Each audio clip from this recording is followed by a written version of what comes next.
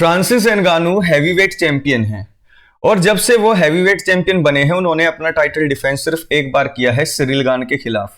और उस Ciryl Gane की फाइट में भी यूएफसी ये चाहती थी कि जैसे तैसे करके सिरिल गान जीत जाए और हमारा यूएफसी का हैवीवेट डिवीजन चलता रहे। लेकिन एनगानू के चैंपियन बनते ही दिक्कत ये आ गई है कि हैवीवेट डिवीजन रुक सा गया है, क्योंकि वो अब चैंपियन बन गए हैं और टाइटल डिफेंस वो नहीं कर रहे हैं। अब उन्हें इंजरी है ये बात अलग है, लेकिन फिर भी इतना लंबा टाइम यूएफसी हैवीवेट चैंपियन नहीं रहते। अब यहां पर UFC 281 में फाइट है इजराइल अडेसानिया और एलेक्स परेरा की। तो इजराइल अडेसानिया का फ्रेंड है फ्रांसिस एनगानू और अपने फ्रेंड की हेल्प करने के लिए, उसको जो है बूस्ट अप करने के लिए, चीयर अप करने के लिए पहुंच गया है UFC 281 में। कौन? फ्रांसिस एनगानू इजराइल अडेसानिया के लिए पहुंच गए हैं। अब जैसे ही वो वहां पर पहुंचे तो वहां पर प्रेस के बंदे तो रहते ही हैं।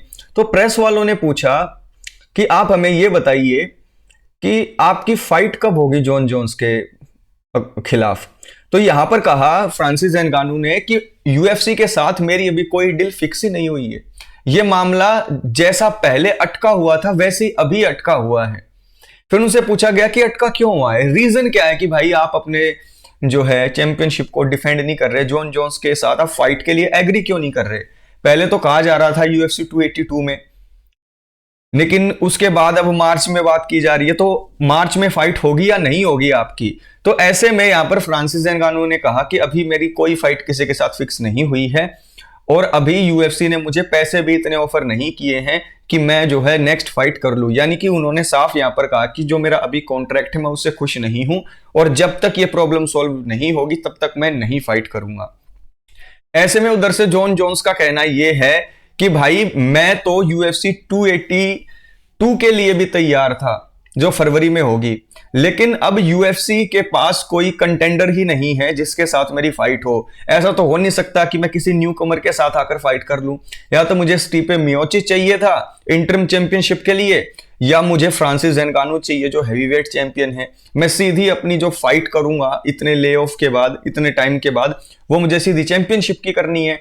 लेकिन यहां पर दिक्कत यह हो गई है कि जब से फ्रांसिस एनगानू हैवीवेट चैंपियन बने हैं UFC के गले की वो हड्डी बन गई हैं, क्योंकि यहां पर ना तो वो टाइम पर फाइट एक्सेप्ट करते हैं और हर जगह पर पैसे को अड़ा देते हैं। देखिए पैसे का मामला मैं मान गया, लेकिन एक चैंपियन की रिस्पॉन्सिबिलिटी भी बनती है कि भाई वो कम से कम साल में 2 बार तो एटलीस्ट अपने चैंपियनशिप को डिफेंड करे।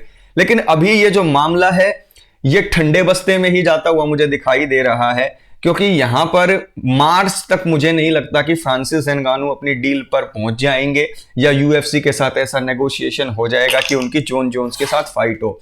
लेकिन सभी फाइट फैंस इसी वेट में हैं कि जल्दी से ये फाइट अनाउंस हो जाए और जॉन जोन्स का जो रिटर्न का इंतजार है वो आखिरकार खत्म हो। लेकिन ये डिपेंड करेगा फ्रांसिस एनगानू के ऊपर कि फ्रांसिस एनगानू कब UFC के साथ मिलकर एक ऐसी डील पर पहुंचते हैं और इस मैच को फिक्स करते हैं। लेकिन ये बात बिल्कुल तय है कि जॉन जोन्स की जो अगली फाइट होगी वो टाइटल के लिए ही होगी, हैवीवेट के। तो होप फॉर द बेस्ट कि अप्रैल में जाकर ये सब कुछ हो जाए। आप लोगों को क्या लगता है कि अभी अगर फ्रांसिस एनगानू के साथ फाइट ना हो और जॉन जोन्स को तो जल्दी पड़ी हुई है रिटर्न करने की, तो किसके साथ उसकी फाइट हो सकती है? आप नीचे कमेंट बॉक्स में कमेंट करके बताएं। मेरा तो मानना यह है कि ये जो नखरे दिखा रहे हैं इनको जाने दे भाड़ में और सीधा सिरिल गान के साथ जो है एक इंटरिम हैवीवेट चैंपियनशिप की बेल्ट को अनाउंस करके फाइट करवा देनी चाहिए इन दोनों की, सिरिल गान की और फ्रांसिस एनगानू की। बाकी देखते हैं UFC और डेना व्हाइट क्या सोचते हैं। आपका क्या सोचना है इस सिचुएशन को लेकर, नीचे कमेंट बॉक्स में कमेंट करें। और हाँ, एक बात और, वीडियोस को लाइक शेयर जरूर करें और चैनल को सब्सक्राइब नहीं किया है तो कर लीजिए। टेक केयर दोस्तों।